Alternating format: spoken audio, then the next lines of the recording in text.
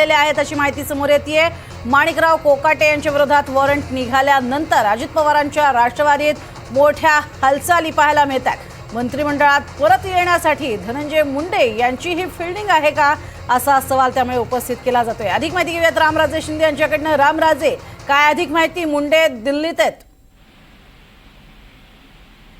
बिलकुल, इकडे राज्यामध्ये गोंधळ आहे। कोकाटेंच्या विरोधामध्ये अटक वॉरंट जो आहे तो निघालेला आहे, तर दुसरीकडे दिल्लीमध्ये धनंजय मुंडे हे दाखल झाल्याची माहिती मिळालेली आहे।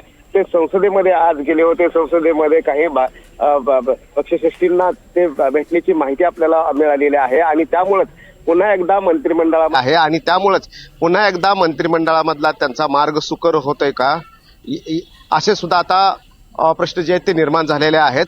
आज ते राष्ट्रवादीच्या काही नेत्यांशी सुद्धा भेटलेले आहेत आणि त्याचबरोबर भाजपच्या काही महत्त्वाच्या नेत्यांशी सुद्धा त्यांची भेट झाल्याची माहिती मिळते आणि यानंतर मग आता मंत्रिमंडळामधला त्यांचा मार्ग सुकर होतोय का हे पाहावं लागणार आहे। परंतु कुठेतरी एक मोठा फटका बसला होता। संतोष देशमुख यांच्या हत्येनंतर आरोप प्रत्यारोप सुरू झाले होते आणि त्यानंतर धनंजय मुंडे यांना मंत्रिमंडळामधून जावं पण लागलं होतं।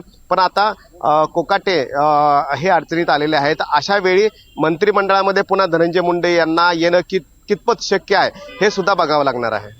नक्कीच। मात्र या सगळ्या संदर्भात हा जो काही दबाव आणण्याचा किंवा अशा पद्धतीनं आपलं नाव हे भाजप पक्षश्रेष्ठींकडनं पुढे करण्याचा हा प्रयत्न आहे का मुंडेंचा? नेमकी कोणाची त्यांनी भेट घेतलेली आहे हे कळू शकले का?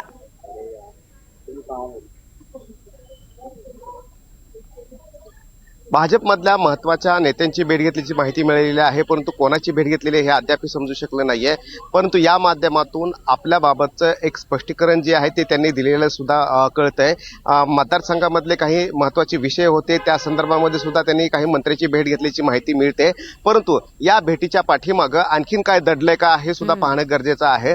पक्षांतर्गत मोठ्या हालचाली सुरू झालेल्या आहेत राष्ट्रवादी काँग्रेसच्या अंतर्गत आणि अशा वेळी अजित पवार यांचा मित्र आणि खंदा समर्थक म्हणून धनंजय मुंडे यांना पुन्हा मंत्रिमंडळामध्ये यावं यासाठी काही पक्षातून काही लोक प्रयत्न करतायत, तर काही जणांचा अजूनही धनंजय मुंडे यांना घेण्यासाठी विरोध दिसून येतोय आणि त्यामुळेच शेवटी दिल्ली गाठावी लागलेली आहे धनंजय मुंडे यांना। कारण राज्यस्तरावरून पक्षश्रेष्ठी जे असतील अजित पवार त्यांच्याशी यापूर्वीच चर्चा झाल्याची माहिती मिळते, परंतु दिल्लीमधून कुठेतरी एक ग्रीन सिग्नल आणण्याचा प्रयत्न जो आहे तो केला जातोय आणि त्यामुळे या ग्रीन सिग्नलच्या नंतर त्यांची घर वापसी निश्चित होती का हे बघावं लागणार आहे।